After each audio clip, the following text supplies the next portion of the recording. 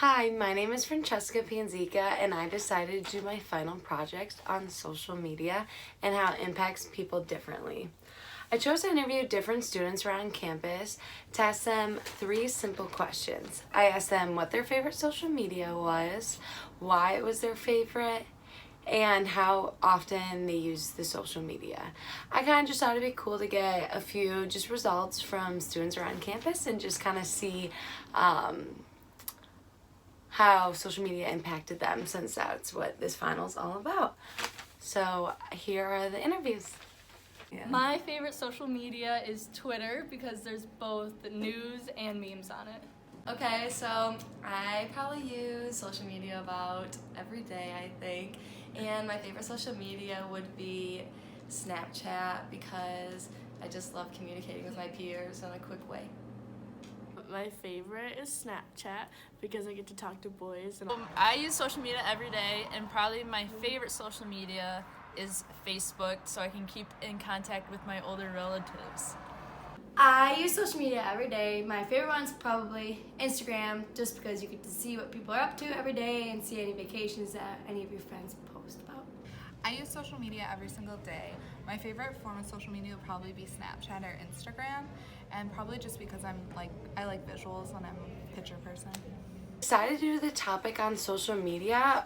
Some of the reasons kind of were just because the class literally is called the world of media, and social media is so relevant today. And one thing that I did find interesting was how in the beginning of class, I remember one of our first assignments was the media diary, and I just kind of thought it was funny that we even did a media diary, and it just shows how impactful social media and our phones are.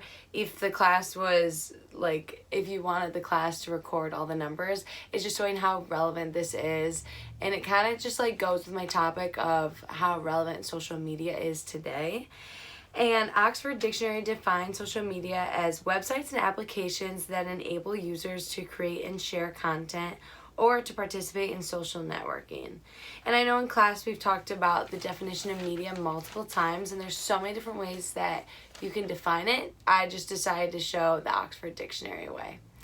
So I was looking online and I was trying to gather some data from some different news articles and places to help me with this final project. And one of the places was pewresearch.org.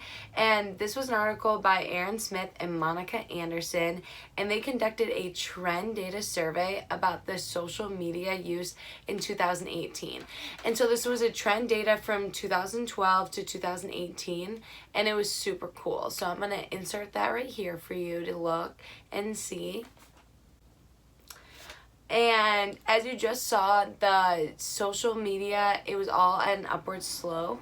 And like I had said, that's from 2012 to 2018. All social media platforms have increased a significant amount, showing us how social media is beginning to just dominate everything. And Facebook, 73% of people use Facebook and 68% YouTube. These are the most used by Americans of all ages. So it's even just showing that older generations are using social media. 73% of them are on Facebook. So it's kind of cool, and it kind of made me think about how on Facebook it is such a well-known application, and a lot of my grandparents and their friends, I keep in touch with them through that, and friends my age and younger. So it's kind of just cool that there's so many different people you can reach through just one social media platform, and from wherever you are currently.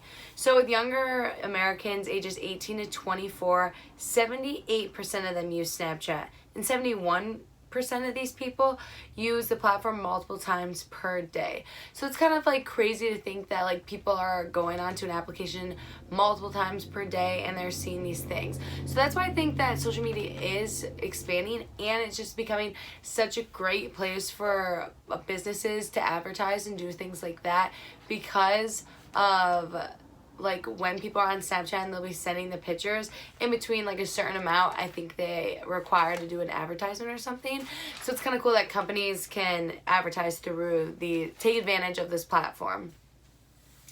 So 71% of Americans ages 18 to 24 use Instagram, and 45% of Americans ages 18 and 24 on Twitter.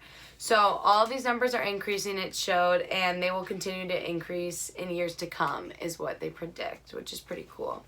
And so the youngest adults ages 18 to 24 stand out in their social media consumption, just overall in general, overall social medias. And this is showing us that it's becoming a big platform for advertisements as well, like I had said. So this class, we've had opportunity to read multiple different books, and one of the books I want to talk about right now is Katie Tur's Unbelievable.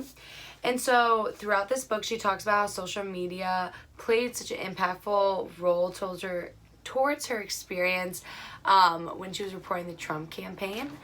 And so she discussed how Trump would tweet at her trying to charm, intimidate, and shame her. All through social media, this happened, and this is what everything is pretty much coming to, which is kind of crazy to think about. And so one example of the book that was given, so I'm going to hold this up here for you.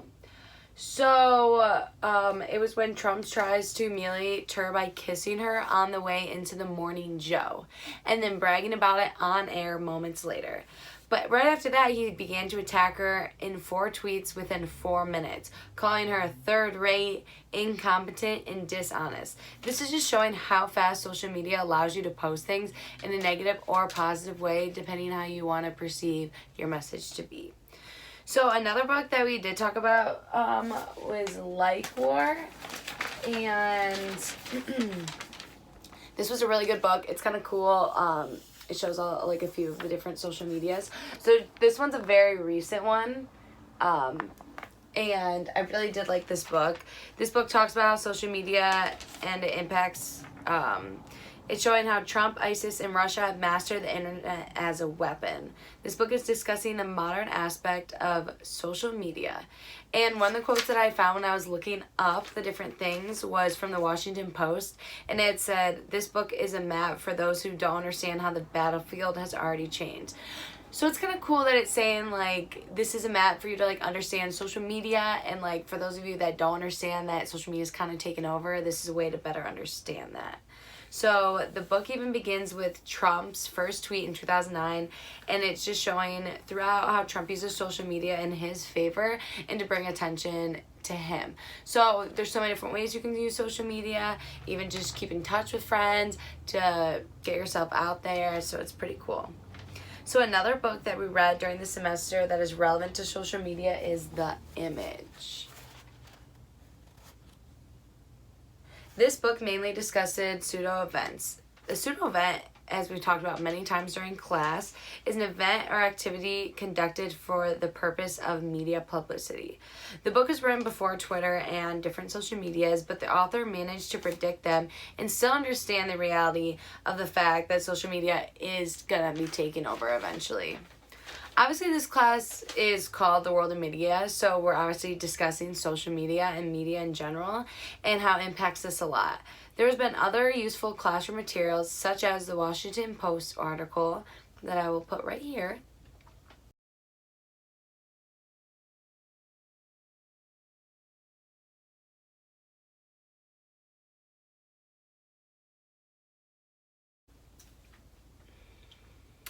And like you just saw, this article is called Tiptoeing on Social Media's Tightrope. This article helps strengthen my argument that social media is such a relevant thing right now and how it is taking over. This article is showing us how Lele Pons made millions of dollars on YouTube. Again, a social media platform.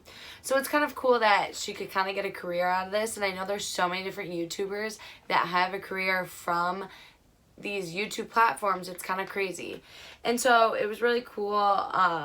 It just kind of talks about her, what she did, how she likes to keep her personal life private from social media, and how she's receiving brand deals and advertisements from social media. And it's kind of based off the amount of followers, I believe, and the views you get. So it's pretty cool how it all works. Another article that we talked about in class was from the New York Times. I'm going to put it right here for you.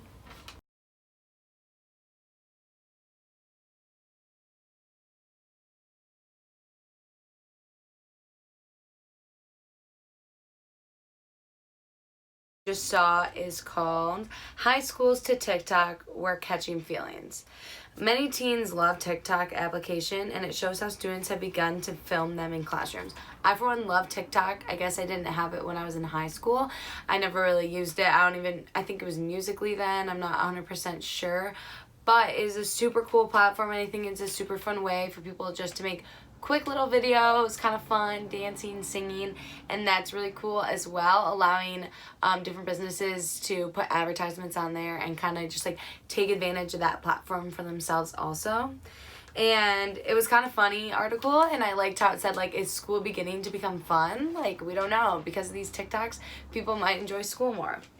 So as you can see through all these examples, social media is beginning to change the game for everyday life and businesses. So buckle up and start downloading these apps to keep up with the latest trends.